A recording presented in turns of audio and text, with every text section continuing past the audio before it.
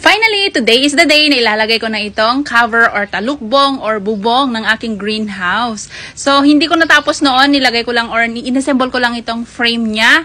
Tapos, inabutan na ako ng gabi. Kaya ito, hindi ko na natapos. At ngayon, mag-isa lang ako maglalagay din dito ng kanyang bubong. Kasi madali lang naman siya, guys. Magaan lang din naman yan.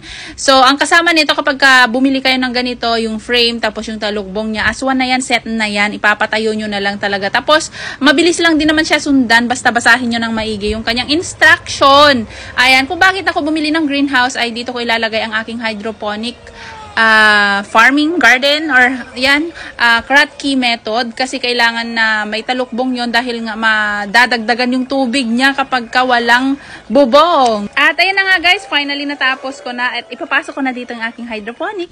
So ito na yung hydroponics ko guys. Bale, 2 days na kasi to and mabilis silang tumubo. Kaya ililipat na natin sa greenhouse.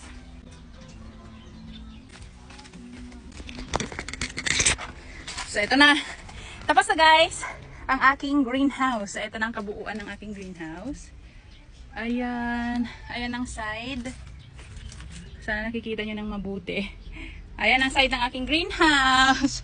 So, ito na nga po pala yung aking lettuce. O, diba? Tumubo na sila. Kikita nyo ba? Ayan sila. So, 12. Bale, may 24 akong rapid lettuce dyan. So, yan palang available sa akin ngayon. Yeah, nakakakilig. Ang ganda, diba? So, ganito ang loob ng aking greenhouse. So, may 2 layer dyan. Kasama na rin ito pag bumili. Siyempre, may net window. Mesh net window. Kailangan buksan yan para naman makahinga yung ating mga halaman. So, yan. And tatakpan ko na siyempre. Sasarado ko siya para hindi makapasok ang mga peste. So, let's close the door. Ang aking bahay-bahayan. Oh my gosh. Nung bata ako, ano lang nun eh. Bahay namin, mga saging. Dahon ng saging. Ngayon, ay naku, nag-upgrade ang aking bahay-bahayan. Woo! Para hindi makapasok ang mga diyan. O, diba? Ganyan. Tapos may ano sana ako dito. Dadagan ako dyan. Pero sige, ganyan na lang. Sarado na po ang aking bahay. Nakakatuwa. Ando pa rin yung hangin. Hindi ko na tinanggal.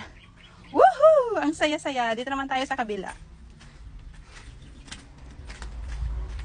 Ay, shala! So, ayan na po ang aking greenhouse.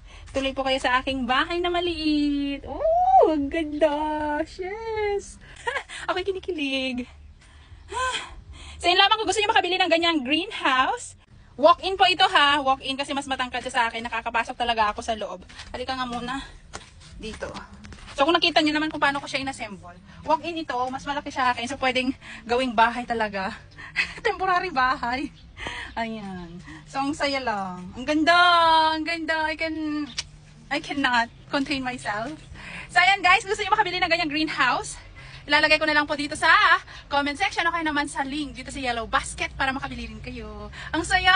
Alam mo yung iba yung happiness talaga kapag may nagagawa kang something.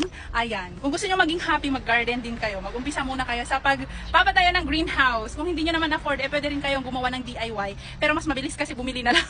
Mas maganda pa, aesthetic pa! Ang aking bahay! Welcome kayo! Tuloy kayo sa aking bahay. Ang saya! Ang aking bahay! My bahay is real.